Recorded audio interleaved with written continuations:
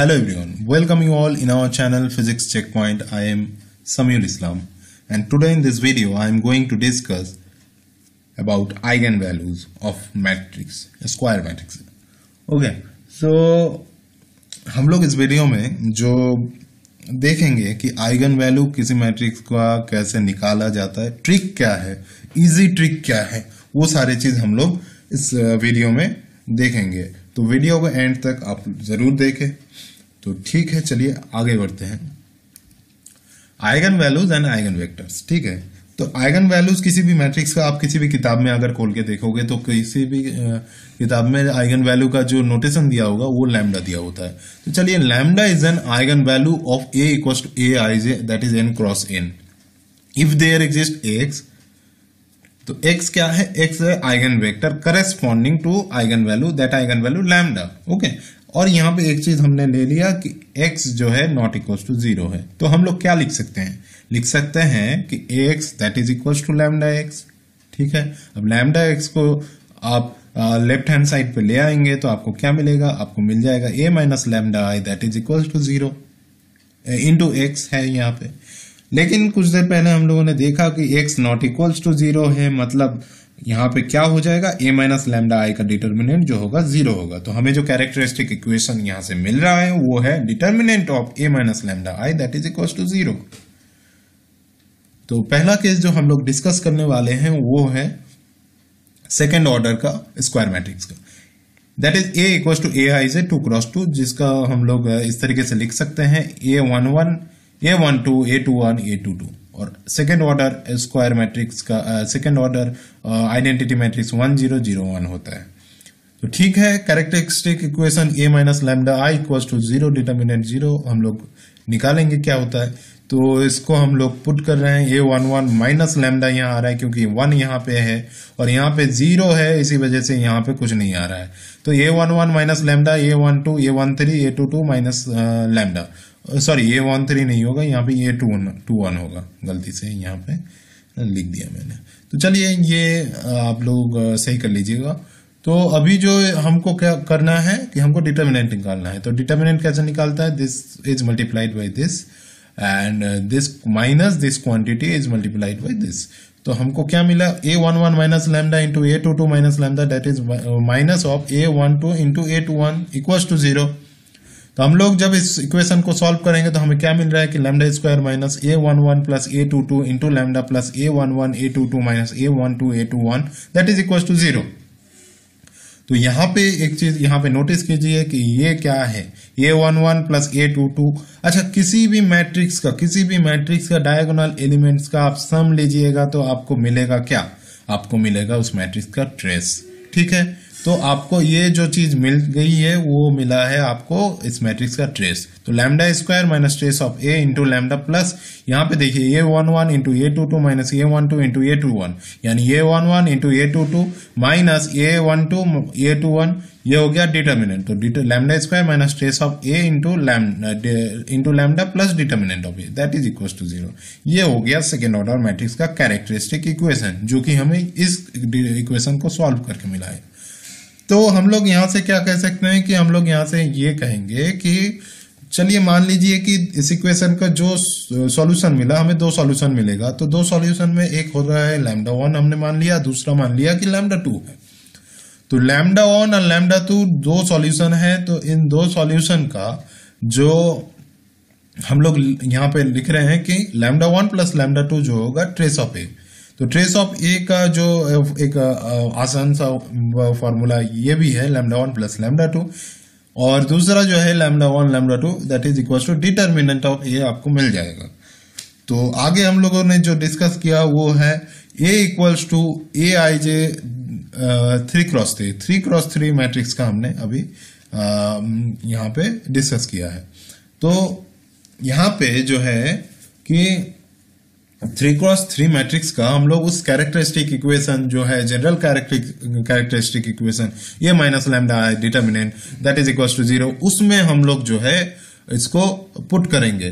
तो हमको जो मिलेगा यहाँ पे मिलेगा lambda cube minus trace of a into lambda square plus trace of adjoint a into lambda minus determinant of a, that is equal to 0। ये मिलेगा थर्ड ऑर्डर मैट्रिक्स के लिए कैरेक्टरिस्टिक इक्वेशन। यहाँ पे एक चीज नोटिस कीजिए कि पहला टर्म फिर माइनस, फिर दूसरा टर्म फिर प्लस, फिर ये वाला टर्म फिर माइनस, ठीक है, यानी माइनस प्लस माइनस इस तरीके से जा रहा है। आगे वाला इक्वेशन जो था यहाँ पे देखिए, पहले माइनस फिर प्लस, यानी और एक चीज 2x2 का मैट्रिक्स है तो आपको टर्म मिलेगा 3, 3x3 का मैट्रिक्स है तो टर्म मिलेगा 4, 4x4 का मैट्रिक्स है तो टर्म मिलेगा आपको 5। तो हम लोगों को यहाँ पे क्या मिला है? हम लोगों को यहाँ पे मिला है lambda cube minus trace of A into lambda square plus trace of adjoint A into lambda minus determinant of A that is equal to 0। हम लोग मान रहे हैं कि इस इक्वेशन का जो सॉल्यूशन हमें मिला तो वो मिल रहा है कि लैम्डा 1 लैम्डा 2 लैम्डा 3, ये हमने मान लिया। तो lambda 1 plus lambda 2 plus lambda 3 जब करेंगे तो हमको मिल जाएगा ट्रेस, और लैम्डा 1 लैम्डा 2 लैम्डा 3 तीनों को मल्टीप्लाई जब करेंगे, प्रोडक्ट जब लेंगे तब हमको मिल जाएगा डिटर्मिनेंट ऑफ ए। और यहाँ पे एक और चीज यहाँ पे हम लोग देख रहे हैं वो है ट्रेस ऑफ एडजॉइंट है। इसका फॉर्मूला क्या है? इसका फॉर्मूला ये है कि lambda 1 lambda 2 plus lambda 2 lambda 3 plus lambda 3 lambda 1, ये है ट्रेस ऑफ एडजॉइंट ए का फॉर्मूला। तो ये वाला फॉर्मूला याद रखना जरूरी है, क्योंकि पहला और तीसरा तो फॉर्मूला तो याद सबको होगा ही, मैं आशा करता हूं। तो यहां से जो हम लोगों का पॉइंट निकल रहा है वो पॉइंट ये है कि sum of the eigen values that is trace of matrix, और प्रोडक्ट क्या होता है? Product of the eigen values that is determinant of matrix, ठीक है। तो यहाँ पे हम लोग अभी कई पॉइंट जो है डिस्कस करेंगे।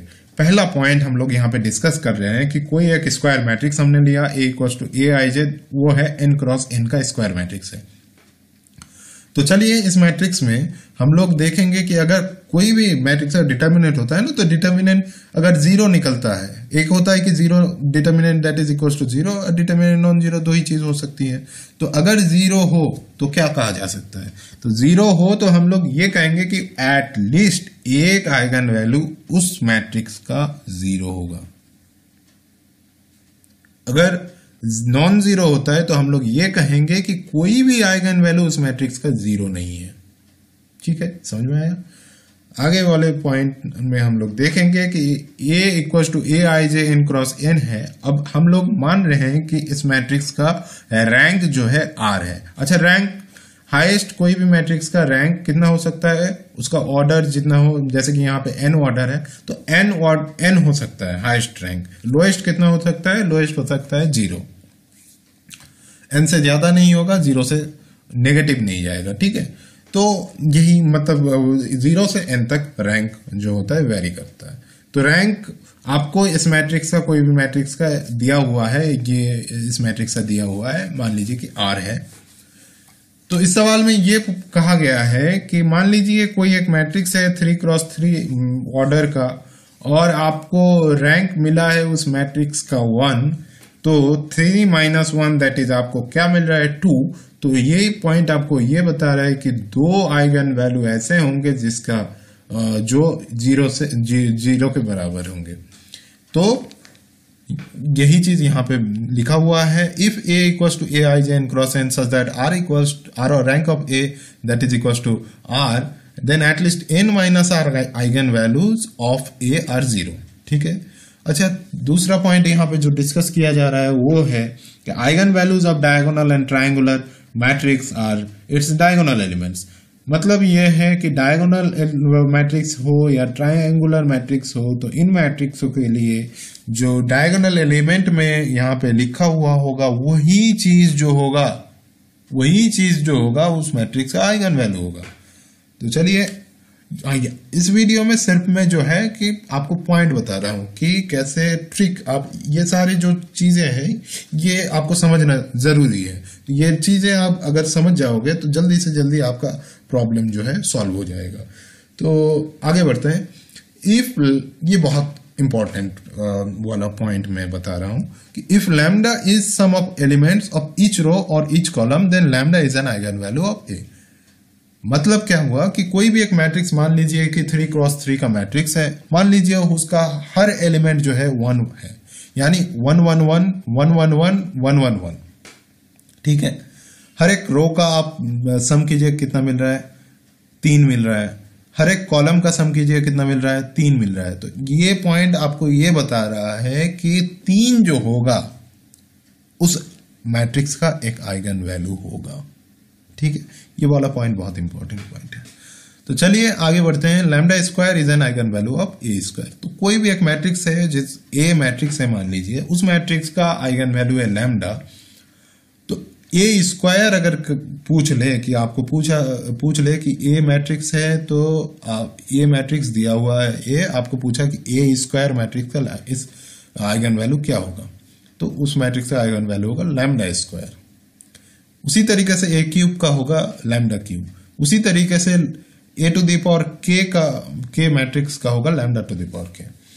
और यहाँ पे एक और पॉइंट है जो देखिए, लैम्डा प्लस के होल टू द पावर के is an eigen value of A plus के आई होल टू द पावर के।